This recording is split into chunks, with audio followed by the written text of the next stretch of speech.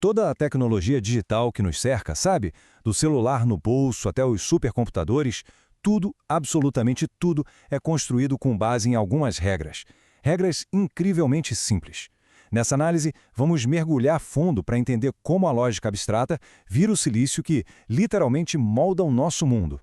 Essa é a grande questão, não é mesmo? Como pode uma máquina tomar bilhões de decisões por segundo usando só duas opções, ligado ou desligado? Tudo que um computador faz, de mostrar uma imagem a calcular rotas para o espaço, se resume a isso. E para entender como, a gente precisa voltar um pouco no tempo, antes mesmo do silício, para uma ideia bem simples. Bom, o nosso caminho aqui vai ser como construir um computador do zero, conceitualmente, claro. A gente começa com a ideia abstrata da lógica. Depois, vamos dar um corpo físico para essa lógica com as portas lógicas.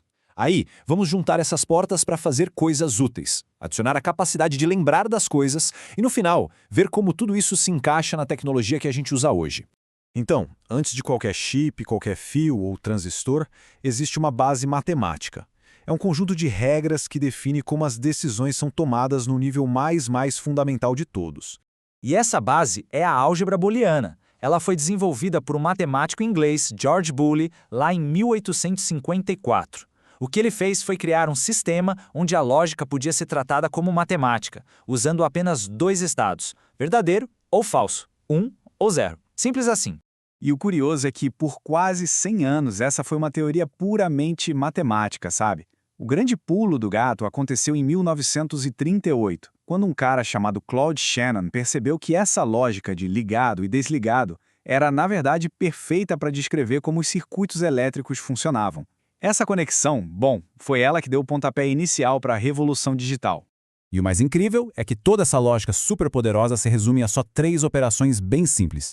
A operação AND, que é a exigente, ela quer que tudo seja verdadeiro.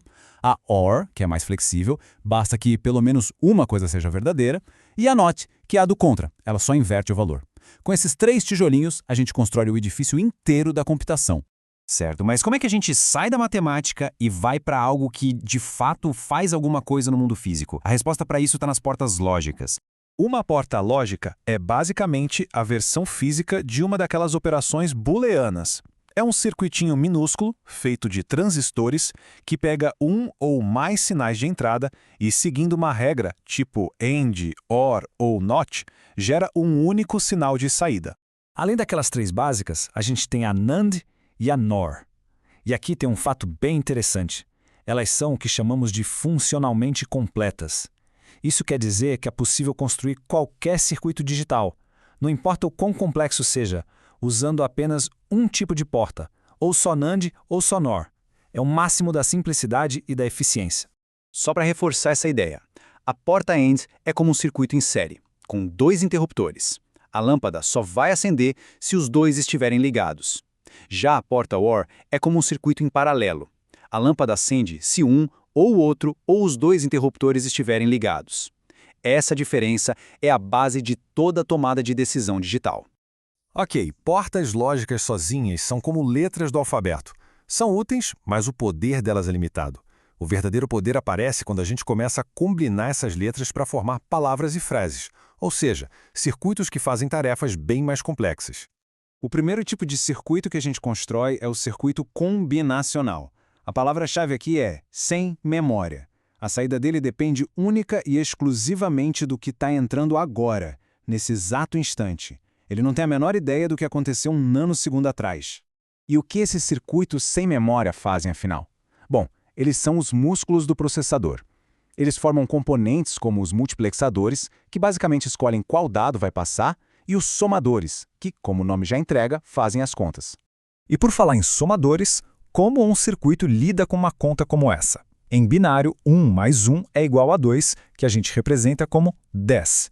Isso quer dizer que o resultado é 0 com um transporte de 1, ou seja, o famoso vai 1. Os circuitos de soma, então, precisam ser espertos o suficiente para gerar não só o resultado da soma, mas também esse vai 1.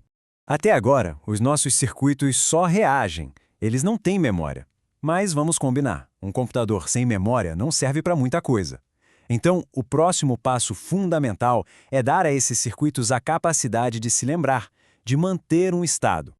E aqui está a grande virada de chave. Num circuito sequencial, A saída não depende só do que está entrando agora. Depende também do estado em que o circuito já estava antes. Ele tem um histórico. É essa propriedade que permite que a informação seja guardada, armazenada. É aqui que nasce a memória. O flip-flop é o bloco de construção mais básico da memória de um computador. É um circuito inteligente que pode ser travado no estado 0 ou 1, e ele fica lá quietinho nesse estado até receber um novo comando. Essa analogia do interruptor é simplesmente perfeita. O interruptor de luz não volta para a posição antiga quando a gente tira o dedo. Ele lembra qual foi a última posição. O flip-flop faz exatamente a mesma coisa, só que com um bit de informação, mantendo ele estável até que alguém mande mudar. Um tipo bem comum é o flip-flop D. Ele tem uma entrada de dados e uma entrada de clock, que é como um pulso de relógio. Quando esse pulso do clock chega, é como se tirassem uma foto. O flip-flop captura o valor que está na entrada de dados naquele instante e segura ele na saída até a próxima foto, ou seja, até o próximo pulso do clock. Ok, então, nós fomos da lógica abstrata para as portas físicas, depois para circuitos que calculam e, finalmente, circuitos que lembram. Agora, a pergunta é, como tudo isso aparece na tecnologia moderna? Em vez de ficar conectando milhares de chips pequenininhos com funções fixas, a indústria criou os dispositivos lógicos programáveis, ou PLDs. Dá para pensar nisso como um chip genérico, uma lousa em branco que o engenheiro pode desenhar para que ele se torne qualquer circuito digital que for necessário. E isso nos leva à aplicação mais impressionante disso tudo hoje em dia, o FPGA.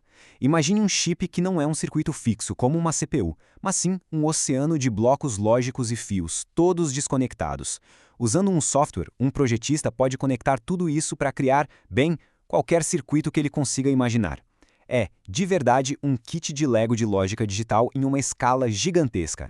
E isso nos traz de volta ao começo. A gente partiu de regras super simples de verdadeiro e falso, propostas lá no século XIX, e chegamos em chips que são basicamente cidades inteiras de lógica que podem ser reconfiguradas. Isso tudo deixa uma pergunta no ar. Se essa complexidade toda que temos hoje nasceu de uma base tão elementar, quais são os limites? O que o futuro construído sobre esses mesmíssimos princípios ainda reserva para a gente?